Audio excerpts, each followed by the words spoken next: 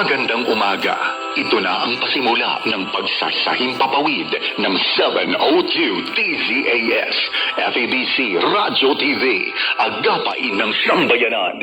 Ang himpilang ito na hindi komersyal ay pag-aari at pinamamahalaan ng Far East Broadcasting Company Philippines.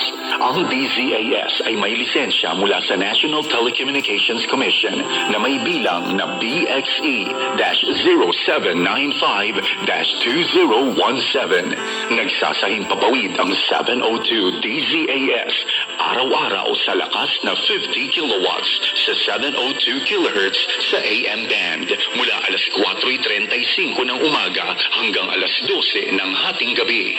Ang mga studio nito ay nasa One Corporate Center, 46th floor, Doña Julia Vargas Avenue, corner Meralco Avenue, Ortigas, Pasig City. At ang transmitter naman ay nasa Bukawe, Bulacan.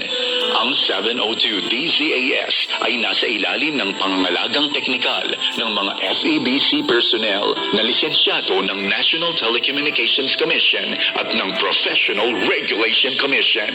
Electronics and Communications Engineer Joaquin Aliga Jr., ECE number 0011597.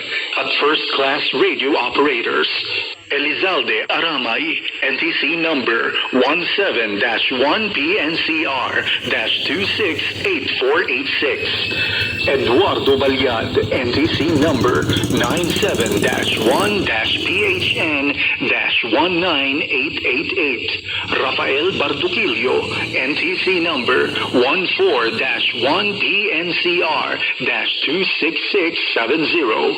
George Cristobal, NTC number 16-1PNCR-26841. Raymundo Cristobal, NTC number 01-PHN-23193.